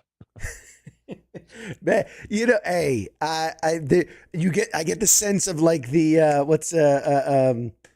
oh man, there's a term for it. The like, I'm the sham from the inside. Oh God, there's a term for it where you. I think you're making this up. No, where people they feel like a sham within the oh my God, it's gonna bug me to no end that I can't think of the term for it. Man, it's gonna bother me. Anyway, moving on. Let's talk about Red Rovers, because I mean, Was No, the word please. you were looking for imposter, by the way, or a phony? Imposter Is that what syndrome. Yeah. Thank you. My Okay. God, I was losing my mind. I'm like, I know the word. I was like, I get it all the time, and I've talked to like certified, A plus, A star, people that would never argue that this is a big celebrity, and they're like, no, I deal with it all the time, right? They're gonna realize I don't belong here. They're gonna realize that I don't know what I'm doing. I think that proves you belong. If you have the imposter syndrome, I think more than anything that proves you belong. And hey, you've got your name on a book. It's available for sale. You're here promoting. You're an author, brother. You're an author. Um, so that we're past that. Red Rovers. I I know it because I read up on it. But if you were selling it to the audience right now, give us the pitch. What's the hook that pulls people into this book? The book is about a special missions unit team that encounters something on a mission in Somalia that um, one of the operators on that team sees something that does not make sense. That leads him on a journey to New Mexico, where he finds a subterranean army facility that is deploying Echo Detachment, which is a completely unknown, off the books special operations unit that uses teleportation to infill and exfil around the world.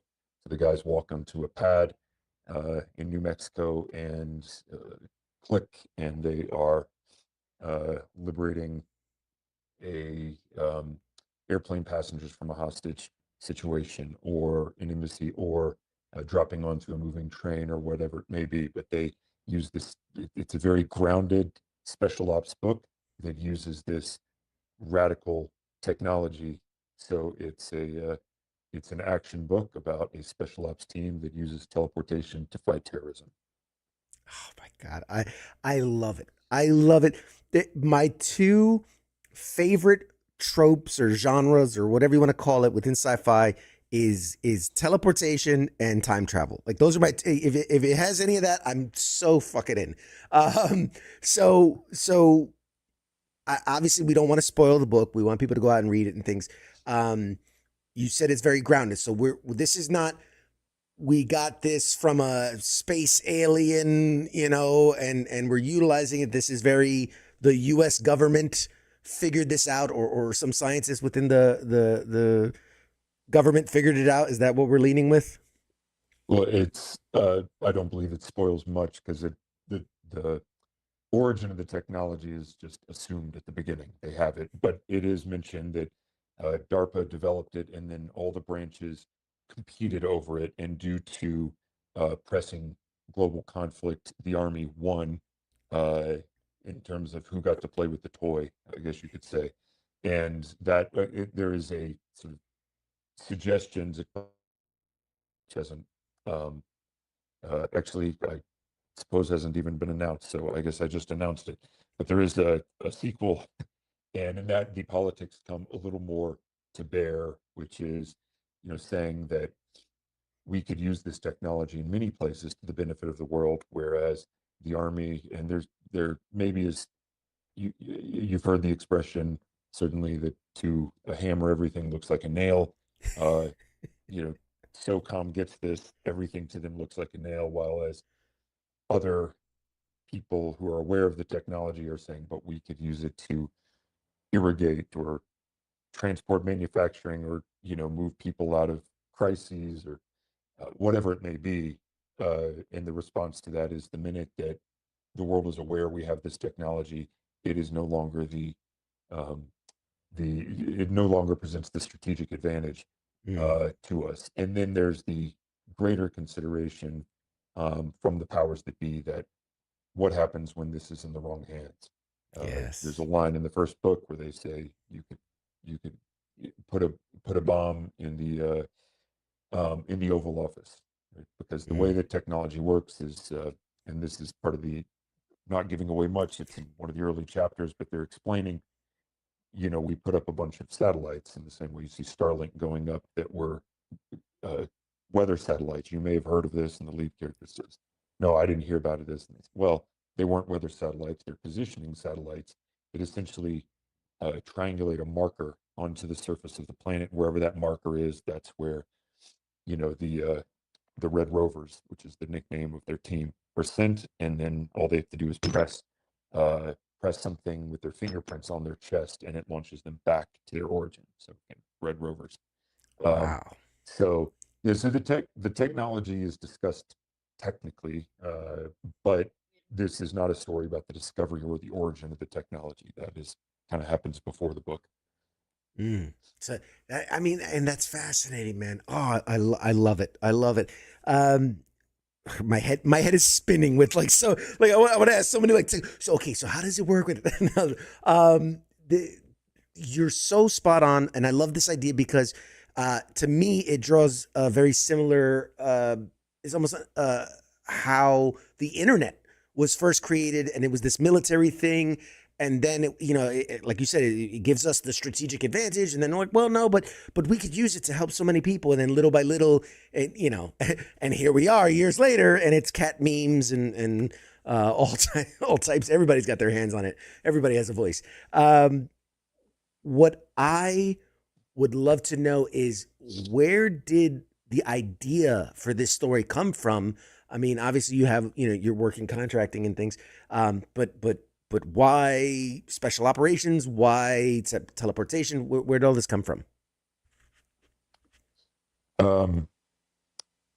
Well, I suppose there are two origins. You never know how something synthesizes. I'm not even sure exactly the moment that the idea came to me, but I do remember it came to me with the title. So the title and the idea came out at the same time. I don't know if that's unique or interesting or meaningful, but I thought, I was very happy with the title.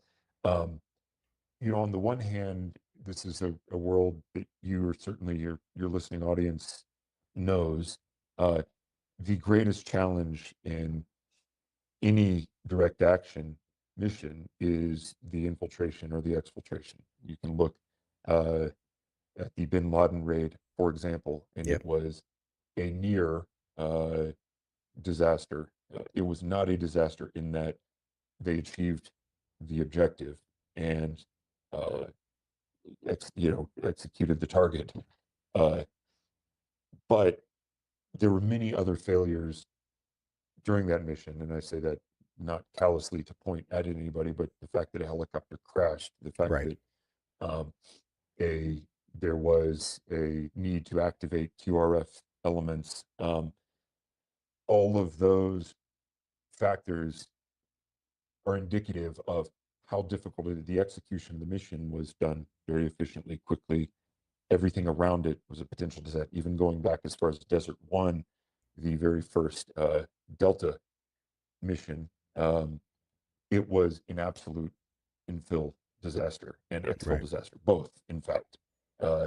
Right, so both getting there and pulling out, and they didn't even have the opportunity for the mission. Weather can dictate the how a target is disposed. Many factors. Even as I'm sure you've heard these stories, commercial air travel. You can have guys who are flying commercially. The 160th isn't always available, or somebody may have to move from A to B.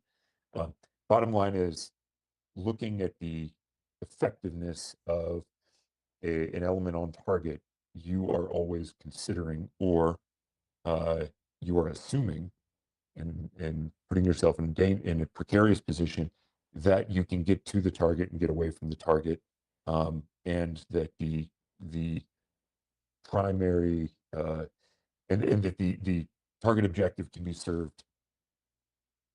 You sort of assume those parts in planning a mission, or you can. And so on that hand, the question is, what if you removed those elements? What if all you had to do was execute on the target? What does that change? How does it change global warfare if you didn't have to figure out how to rappel down the side of the building, as we saw the SAS do, and figure out a way through a window, distracting the terrorist? If you could just suddenly be inside the building. There was it's something that was in my mind for quite a while, and I think informed the idea. I would have to source for you the article, but back in the early 2000s, there was a lab somewhere on the East Coast US that actually teleported some atoms. And what was interesting in this article, I'll try to find it for you, but was whatever happened exactly, one of the lead scientists said, we have no idea how it happened. I had this thought in reading that if you make a telephone call, um, and don't think cell phones, go back to like rotary phones with a cord. When you speak into the microphone or speak into the phone on one side, and then your grandmother, uh, 8 states away answers on the other side, she hears your voice. And we know because we've heard our voices that it's a she is hearing an accurate or close to accurate representation of your voice. But actually, those sound waves cease to exist between the where you are and where she is. It's Right. electric, impulses that travel between. Similarly, if I'm talking to you on a cell phone now and it's traveling the world by internet, satellite, fiber optic cables, that sound does not transport. The sound ceases to exist and then it is recreated on the other side. In fact, um, it really is. We take that technology for granted. We do the same thing with cameras now. The You do not travel across the world to the other person's screen. Right. The image of you does not travel. It is recreated, and that likeness is recreated to a high degree of accuracy. So I asked the question at some point, you know, added it to the pot that eventually boiled over to this book. Was um, there's been other representations of teleportation as sort of slipping between dimensions or something like that. Right. In the X-Men comics, which I presume you read, Nightcrawler went to I think he went like to the underworld, right? Like Right. there Yeah. was It's like always the, a. the smell of sulfur and bamboo Yep. that came out. So, um, but the idea that you are the idea to me that you can make a sound disappear in one place. It is made, it ceases to exist, and it is recreated somewhere else with incredible accuracy.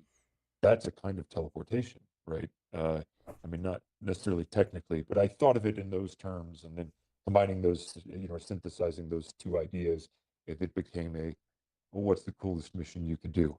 And so again, the book I wouldn't say is particularly tech heavy, but it's very action oriented. But that's the source of those ideas.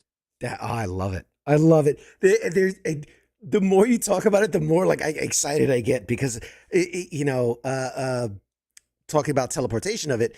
I'm sure you've seen the movie The Prestige, right? Where they create this machine, and it's a copy, right? It's teleportation in that this person is ending up there, but it's a whole different person, and then you got to eliminate this person. I'm like, are there? Is it ever in this book? Is it ever kind of discussed this idea of like, are you if you cease to exist here and now you are over here and then you cease to exist there and now you're over here, like, are you the same person? Are you like, is this a copy paste kind of thing? Like, do they ever kind of like go about the I don't know, the metaphysical kind of complications of like identity and am I me? Am I a copy? Am I a clone? Like, kind of thing.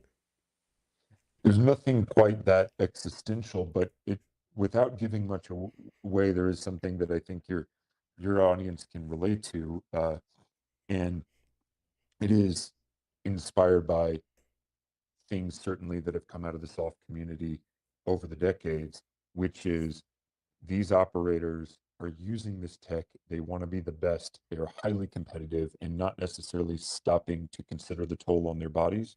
Mm. And in some cases may conceal the toll on their bodies because the last thing you want is to be pulled from the mission, especially a mission as extraordinary as this one. And we've seen indications of that, whether it was from use of performance enhancing drugs even before, like Dex, things that were that were not illegal, not illicit, right? But were considered, were even recommended, prescribed ways to increase, improve, generate the top performance, and there was a Right. cost, but at a tip of the spear level, there was a dedication, a uh, necessity, even an addiction to the highest level performance. So, in that sense, yes, you get some of this, what is happening to us in our bodies, but it's actually approached from this kind of real world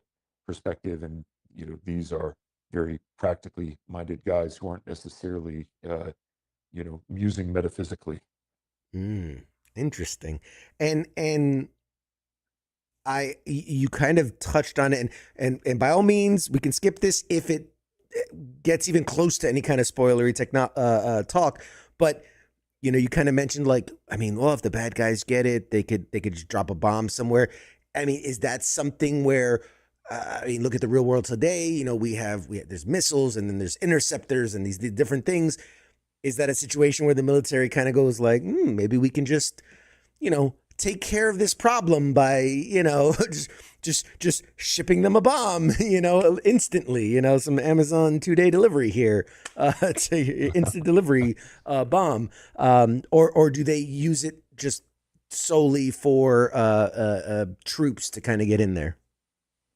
At this at this stage and in this volume, uh, things may change a little bit in the sequel, but in this volume, it is only the direct action teams are getting access to this technology in the same way that, again, as we all know, first operational detachment, Delta they got the top tech, the first tech, before anyone else even knew it existed in some cases, everything but a lightsaber, um, and that we know of. Right.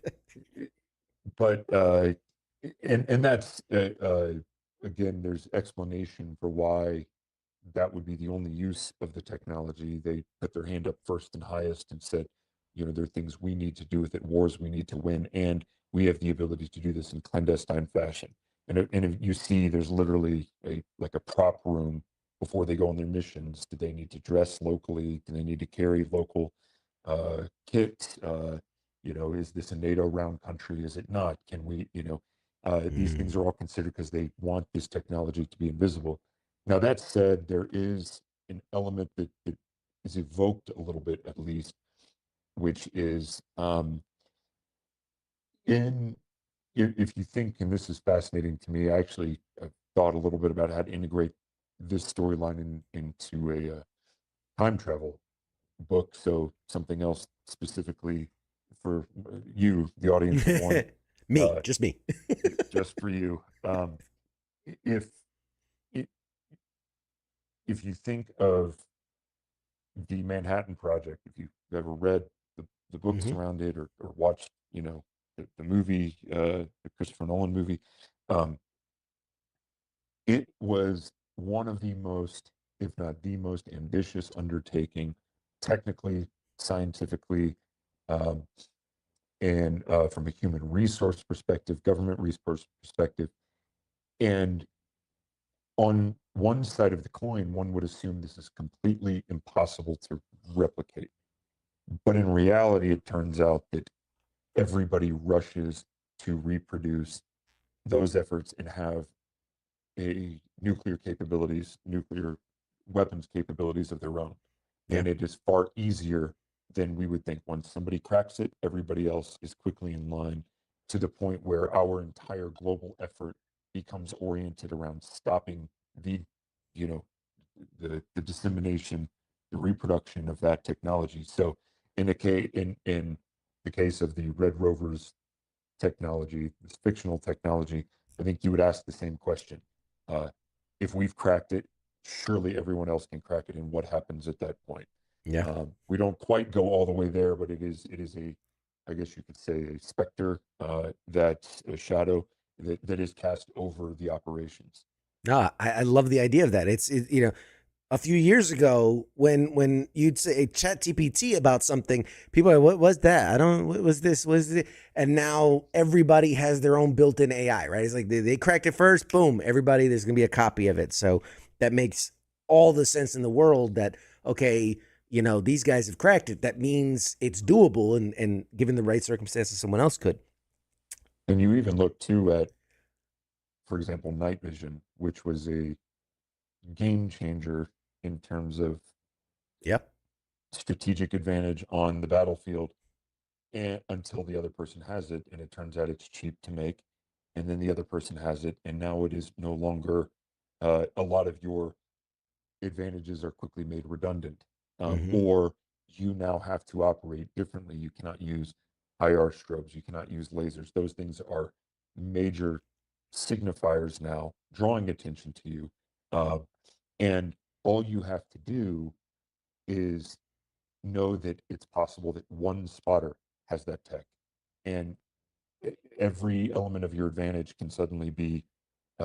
can suddenly be reduced, if not, completely obliterated. So that's one that we look at.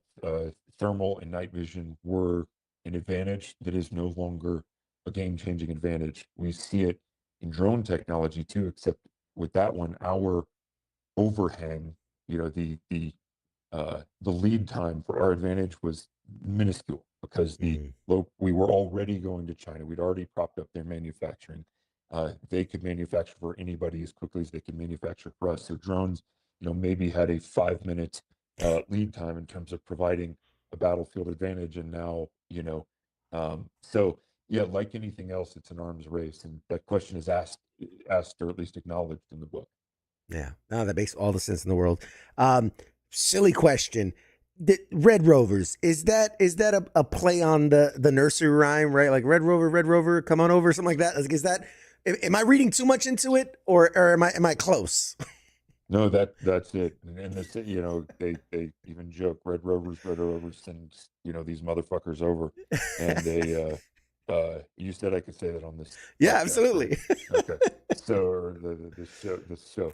Um, yeah, so that's the nickname that they give themselves. Again, their Echo Detachment, which is also a play on words, the Echo, Right. following Delta Twos. I guess you could call that an Easter egg, but yes, it is referring to the nursery rhyme and the playground game of sending somebody from one side to break through to the other. I love it. I love it. I don't know why it just clicked to me. I'm like, I get it. I get it. And even the idea, Echo Team, I love the idea of like an echo is, that it goes out and it comes back. Right. And like, Right. God, it's almost like a really good writer wrote this stuff. It's amazing. Um, what, man, there's so like, we're running short on, like, again, the time is flying by. I could talk about this forever. I love this. What is, in your opinion, if somebody's watching this and they want to, maybe they've got the idea, or you're second guessing, what's something, maybe a mistake that you've seen that new writers tend to make, right? What's something that people should look out for, keep an eye for, as a new writer? Oh, that's a good question. I don't know that I can speak for anyone but myself, but I do know it is a common pitfall to try and get things right the first time. If you are concerned about getting, even if it's just this sentence, even if it's spelling this word right, you will slow yourself down to such a degree that you will never get to the end, in my opinion. You can't, because the reality is there is no getting it right the first time. So the best thing to do is just get through the draft. And the second bit of advice may be that uh, as soon as you get through the draft, this is not a child that you just gave birth to. There's nothing precious about this. No one cares about it but you, and it may be something you need to let die. So the point, be willing to have a healthy perspective when you get to the end of something, and let go of it a little bit, and either uh, it will come back to you, and you will continue to work it into something worthwhile, or you will look back and say, what the hell was I thinking writing this to begin with? And whatever you learned, you can bring into the next thing. So I don't know that I have advice valuable to many people, but perhaps that serves. Absolutely. Absolutely, without a doubt. And I'd be remiss. Obviously, this is a show where we do talk about movies and TV and things, and adaptations are a huge part of that. And nowadays, with content being the way it is, everything is getting adapted for everything. If this were to be adapted into a movie, a series, whatever, what is that in your head? Because I imagine as the writer, you're seeing this in your head as you're writing it. So does it make more sense, you think, for a movie, a series? Where Well, what kind of there go ahead. it's already proceeding towards a feature film. So it's I suppose I can say there's a script written. I think it was actually announced, but I could be wrong. Um, so there is a great screenwriter who adapted it. I greatly enjoyed the screenplay, which I suppose is a good sign. So I personally could see it being both a movie and a show, but right now it is proceeding towards a feature film, and probably, to the extent that I have knowledge of these things, a fairly big budget one. Um, Wow. and so that, yeah, my desire would be to see something as grounded as possible, because I think there have been many iterations of things lately that did, from Warfare to Black Hawk Down to Act of Valor, that to me were great iterations born of something very grounded and real, that told a great story in that world. But also, what do I know? It's not my screenwriting is not my job, and directing movies is not my job. But I do hope, there was um, the forward to the book was written by a special missions unit veteran, Chili Palmer, who actually, he's somebody you should have on. He actually did the advising for Extraction and a few other movies like that, Mm. and brought a lot of realism, to them. And so, yeah, and there's an audiobook we're working on that will come from an actor who's well known in that space. Well, I suppose it'll be public, but I believe we've contracted Max Martini, who was an actor in the unit, to do the audiobook, which I'm quite a much better voice than I have. So that would be I'm looking forward to that. But yes, it is moving forward as a movie, and I can say with appreciation and gratitude that most of these scenes in the book that I was most fond of did make it into the movie or into the Nice. script. Yeah, I would hope. And I mean, that's great. Oh man, we're running so short on time, but so many things I want to ask you. Maybe you can give us just a small bit of insight, because I've always been curious about that. Right? What is the process? We see these big budget movies. The Project Hail Mary just came out. That was a huge adaptation of the book. Are you approached? Like, do they say, "Hey, is it okay if we do this?" Is it someone that tells you after the fact? Like, from the writer's perspective, the author's perspective, how does all that kind of come about? Well, in my case, I don't know that I can speak for the writer of Project Hail Mary. I quite imagine that they sent him a gold-plated Bentley to pick him up and ask him uh, ask him what does it take. But in our case, Meridian Books, are the publisher. They take and shop for film and television and come back in this case with some excited offers. Those um, they're diverse, and in this case, there was a screenwriter who specifically said, "I want to do this on uh, do the script first." It was actually, as I understand it, it was kind of jumping forward or jumping several steps in the process. But the representatives of the publisher, they go out and the great thing about working in that process with this publisher is you're involved in every conversation. You still have ownership, so they don't do anything um, without you have to agree, you participate in it, but it's exciting. They're out there kind of playing matchmaker for you, and so they've had several successes. Both the representatives have lots of successes, the publisher as well. So we're kind of excited to get into the hopper for that one, and or at least move up the magazine until we're in the chamber and ready for our opportunity to head out to the target. And that was kind of the case with this one. And it is exciting because there were actors talked about, directors talked about, to see the screenwriter take your vision and start to work with it. And I think a lot of writers probably have trepidation that that's done well. In this case, I can say it was done very well. It was really exciting. It was like a good movie going experience reading it. And yeah, so I hope, I'm at this point the biggest cheerleader for the project, and I think that's about all I can do at this moment, other than, they did ask what's coming next, what's in the sequel, where does the story go from here, and if I had any doubts about writing the sequel, there were things I really wanted to do that motivated me, certainly. Wow. Wow, that's incredible. I man, oh, I'm excited. I can't imagine from your perspective. I'm excited. I'm super excited for this. We have comments too. People saying this sounds like a blockbuster, is what they're saying in the chats. Normally this is where I'd say like, hey, what do you have coming? But obviously we've kind of hinted at some of the things. Is there anything else you want to talk about that people should keep an eye out for? Obviously we're going to tell people go get Red Rovers and read it. But anything else you want to talk about, or have we have we beat it to death? No,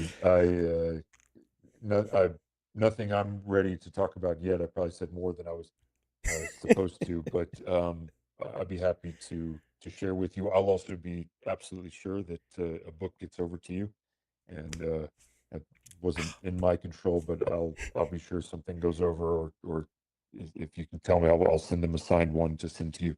But no, I do have a sequel to Red Rovers coming out. That one is written, it's being edited now, and then there is 2 other books right now in line that I'm contracted for that are a little bit different, but still in the military uh, genre, and little adventure, little thrill. Very nice. Oh, that's so exciting. And where can people follow along? I know some people are big into social media and some people aren't. Some people have the website, some people don't. For you, if people are fans of yours and want to follow your journey and what's going on with you, what's the best way people can do that? Probably my mom's Facebook. No, I'm terrible at social media. I do have an Instagram account. It's just Leo Baker IG, but I'm terrible at it. The publishing company at Meridia Books has a they'll my books are contracted with them, so that stuff will come out there. No, I'm not very interactive, but you can buy this book through the website. You can buy it at the major online bookstores for sure. And as I understand, it ships quickly, and other than in your case, you have it in your hands rather easily. And we do appreciate reviews. Yeah, I know that. Yeah, I mean, it's incredible. I'm honestly, and I don't say this just because you're a guest. I'm super excited to get my hands on this and to read it. If I get a signed copy, oh my God, it goes into the collection. Absolutely. But everybody in the chat is very excited, are very interested in this. We got to have you back when the sequel's ready, when the screenplay comes out, when they cast the movie. We got to get you back and talk more about it. But I just want to say thank you so much for your time tonight. I kept you way longer than I intended to, but this was such a fun conversation, and I'm so thrilled for this universe. I hope it spans a trilogy of trilogies, and because I think this speaks to my heart as a veteran, as a sci-fi nerd. I love this stuff, and I wish you all the success. We put the link to the books into the chat so that people can go straight to it and find it. I want to give you Right. the last few seconds here. Say whatever's on your mind. Say goodbye to the audience. Whatever you want. The floor is yours, sir. Oh, after all of that, I don't know that I want to follow it. That's more praise than I deserve. But I appreciate your time greatly. Happy to chat anytime, and hopefully the next books will be exciting.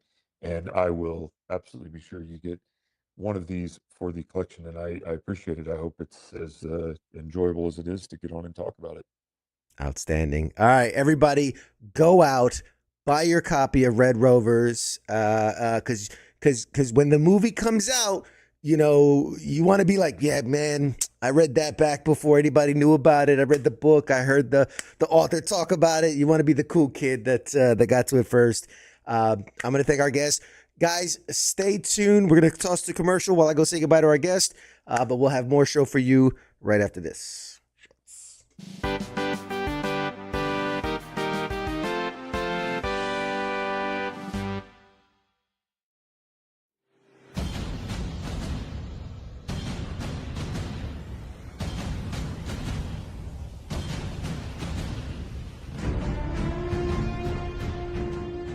Hey, you there? Yeah, it is right, you. Let me ask you something, right? Where the hell do you think that you're going? Oh, would you think because the show's going to commercial that means you get to just walk away? Well, CQ asked me to pass on the little message, alright? And it says, I'll be back.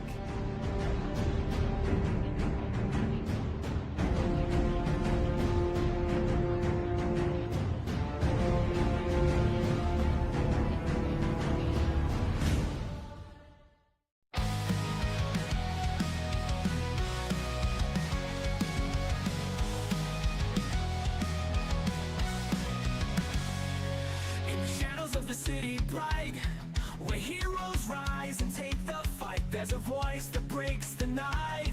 It's CQ with the insight. From the comics to the silver screens, talking legends and those crazy scenes, pop culture trends and hidden themes. CQ reveals what it all means.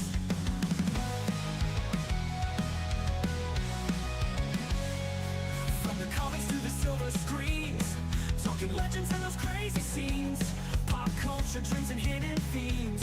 CQ reveals what it all means. Pop culture warrior here to ignite, guiding through the tales of light, with CQ leading the charts so bright. We're ready for another flight. Pop culture warrior here to ignite, guiding through the tales of light, with CQ leading the charts so bright. We're ready for another flight.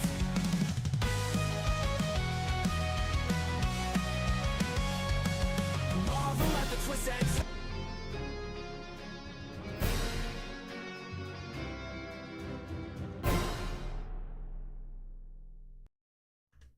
Hey, we're back. Oh my God. I'm so jazzed up. Oh, man. Oh, Jesus Christ. I get so excited. Leo Baker's such a cool dude. So chill, so down to earth. Man, I wish him all the success for Red Rovers. I can't wait to get my hands on the copy. I was supposed to have it before the interview, but that's okay because now I'm going to get a signed copy. So there you go. Big shout out to my guest, Leo Baker, for joining us to talk about his book, Red Rovers, soon to be a major motion picture. It's coming, man. I'm telling you. Thank you to Mad Mike for joining us for the first hour, as always. And we are going to wrap it down, wind it down for the show tonight. Do we have any housekeeping items? I don't think so. Hey, Brian, how you doing, bud? You're here. You're late. You know how it is. You didn't show up 10 minutes early. You're late. Do we have guests? The only other guest right now on the calendar. Ooh, that's a good one. Oh, that's a good one. Can we talk about it? Yeah, I think we can talk about it. So, 2 weeks from tonight, April 28th, we are going to be joined by Rich Tallarico.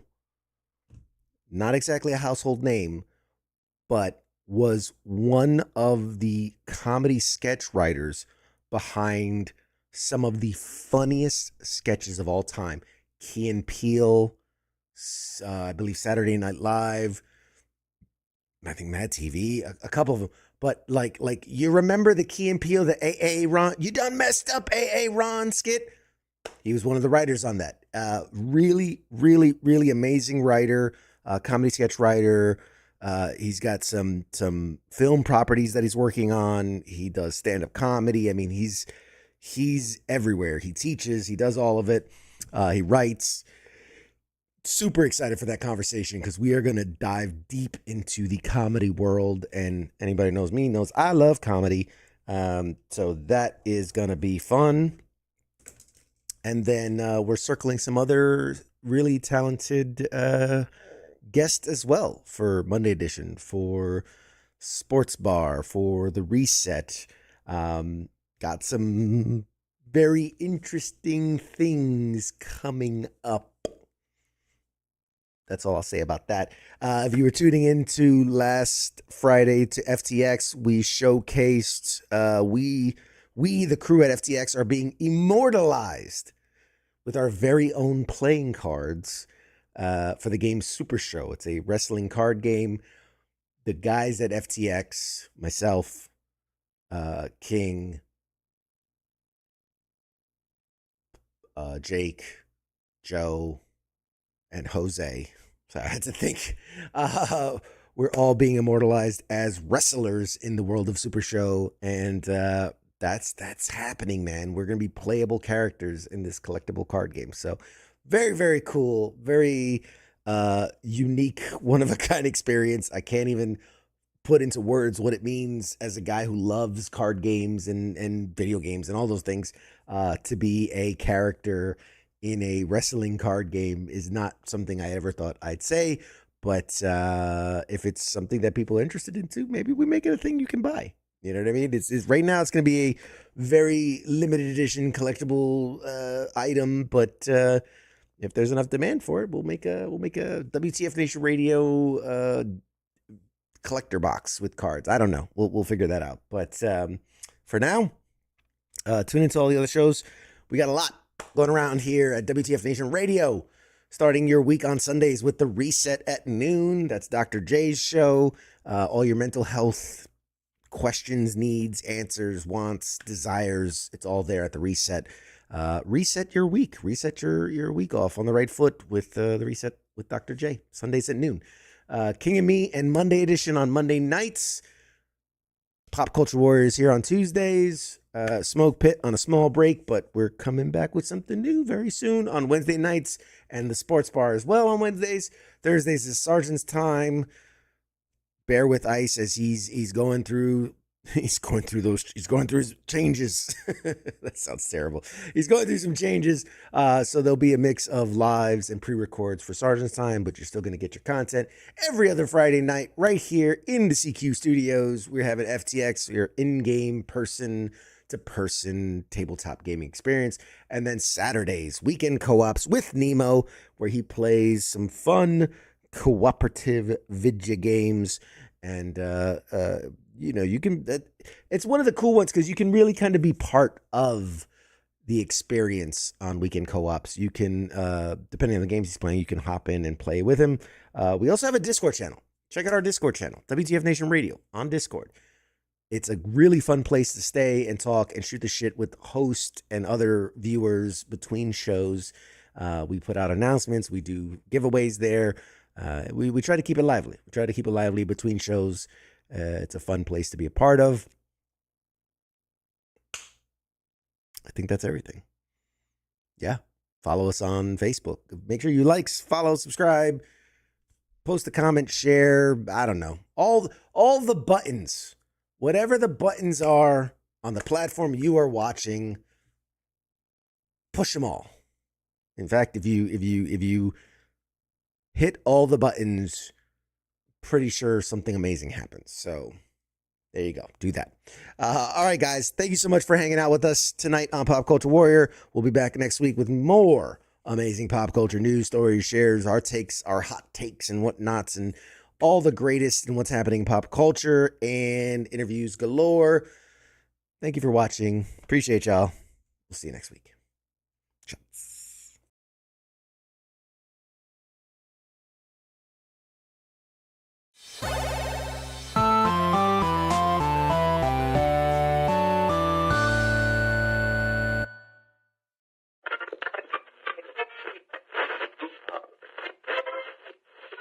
Let's see it.